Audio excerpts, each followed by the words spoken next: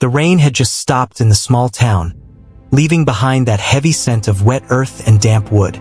The sky was a dull gray, the kind that seemed to press down on the world, and tiny rivulets of water still snaked along the edges of the road.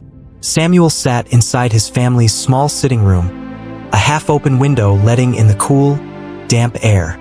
The sound of water dripping from the zinc roof onto the ground outside was like a slow, steady heartbeat in the quiet house. Samuel was only 19. He had just completed secondary school and was now in that strange in-between space. No longer a schoolboy, but not yet a university student. His heart brimmed with dreams. Dreams of graduating with honors, getting a good job, traveling, and, most importantly, lifting his parents out of their modest life. They weren't poor, but they lived simply. His father drove a taxi, and his mother sold local meat pies around the neighborhood, carrying her goods on a large tray balanced expertly on her head. She was a strong woman, small-framed but with the kind of strength that comes from years of enduring hardship with grace. She loved Samuel fiercely. He was her only child, the son she had prayed for, the one she called her miracle baby. After his final exams, Samuel's father decided it would be good for him to learn a skill before entering university. They agreed on computer training, a small training center not far from home. Every morning Samuel would leave home with a spring in his step, determined to make the most of the opportunity. That day, the training center had closed early. Samuel walked home through the drizzle, his shirt slightly damp. The air was fresh with the smell of rain, and puddles dotted the sandy road. By the time he reached home, the rain had stopped completely, and the clouds were breaking just enough for a faint sunlight to peek through. He was a little tired, so he decided to take a short nap. He kicked off his sandals, lay on the old, neatly spread bed in his room, and let the gentle breeze from the window lull him to sleep. Somewhere in that sweet, heavy rest, he heard it, a familiar voice calling from outside. "Samuel! Samuel!" His mother had just returned from the market. She always called his name the moment she came home, her voice laced with affection and relief, like someone greeting their anchor after a long journey. Samuel smiled, still half asleep, and then jolted up. His mother's voice always pulled him to his feet. He hurried out, stretching as he went, and the sight of her standing in front of the house with her tray half covered in a cloth made him feel warm inside. "Welcome, Mama," he greeted, his voice full of energy. She smiled, her eyes lighting up, though her shoulders sagged from carrying the heavy tray. "I'm fine, my son," she replied. "How was your training?" "Good," Samuel said. "Let me just pee, then I'll help you inside." He stepped toward the corner of the compound to relieve himself. The soil was wet, soft under his bare feet. Afterward, he made his way back to the front door, the familiar sound of water still dripping from the roof above. The small iron protector, a metal frame at the entrance of their house, stood there as always. Without thinking, Samuel reached out and placed his hand on it. In an instant, his body betrayed him. A violent current surged through him. His entire frame stiffened, his muscles contracting against his will. His mouth opened in a cry, not of pain alone, but of shock, terror, and confusion. "Mummy! Mummy!" he screamed, his voice strained and trembling as his body shook uncontrollably. Inside the house, his mother froze for a split second, her heart dropping into her stomach. Then she flung the tray to the floor and ran out, her slippers slapping against the wet ground. The sight before her was like something out of a nightmare. Samuel's hands were locked to the iron protector, his body jerking violently. His eyes darted wildly, his teeth clenched, and his legs trembled as if they were about to give way. "Samuel, my son!" she screamed, her voice shattering into the damp air. She reached forward instinctively but stopped. The moment she got close, she felt the sharp, angry hum of electricity in the air. She knew if she touched him, it would take her too. Neighbors began running from every direction. Some came barefoot, others still dripping from their own chores, all drawn by her screams.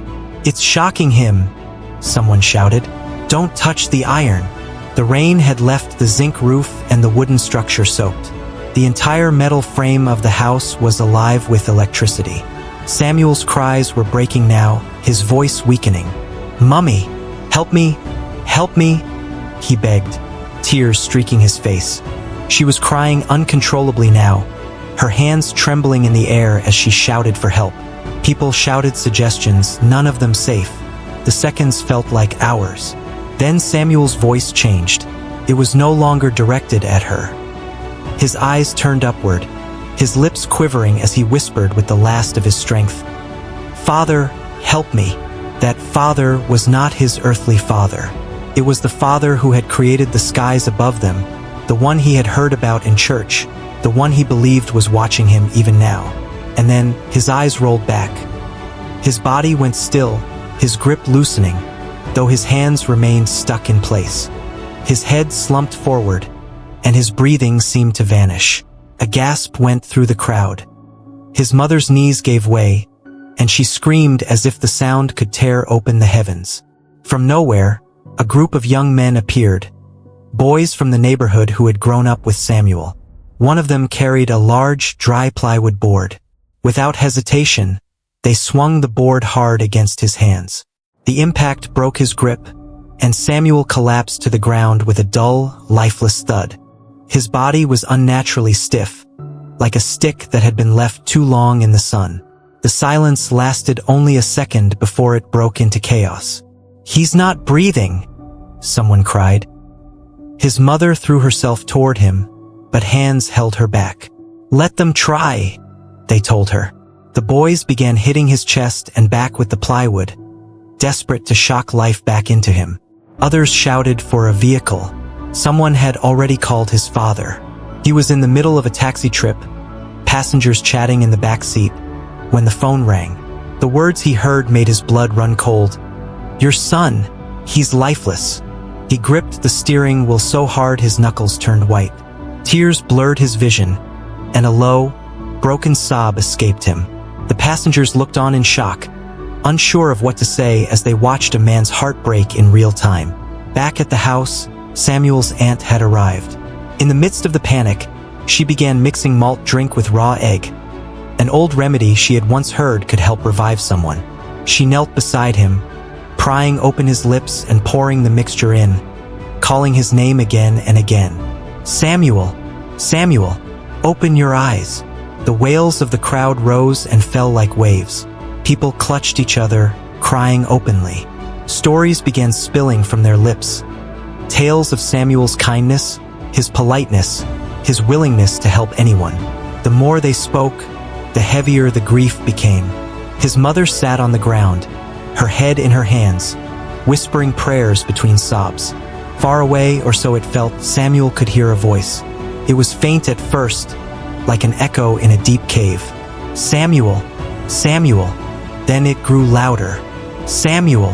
He felt himself being pulled toward the sound, away from a darkness that had been wrapping itself around him. His chest ached, his throat felt raw, but the voices kept calling, tugging at him like invisible hands. And then, light. His eyelids fluttered open. The first thing he saw was a blurry crowd leaning over him. He blinked, and shapes became faces, faces wet with tears. A collective gasp rose, followed by shouts of joy. "He's alive!" His mother's cry this time was different. A loud, broken laugh mixed with tears as she threw herself toward him, hugging him tightly. The same crowd that had been weeping moments ago broke into song, dancing, and shouting praises to God. Some fell to their knees, others raised their hands to the sky. Samuel was taken to the hospital for a checkup. The doctors called it a miracle. He had survived an electrocution that could have easily killed him instantly. In the days that followed, the story spread beyond the neighborhood. People came to see him, some with gifts, others with prayers. The testimonies multiplied. People saying they had been reminded of God's power, that they had renewed faith because of what happened. Samuel himself was changed. He no longer took a single day for granted. He threw himself into his training, later getting into university. Years passed, and Samuel became the man he had always dreamed of being. Successful, generous, and deeply rooted in his faith. He built a new home for his parents, started a foundation to help underprivileged kids learn computer skills, and became a pillar in his community. But he never forgot that rainy day, the day when life could have ended, but instead, God gave him back. And in every testimony he shared, he always ended with the same words: "This can only be God."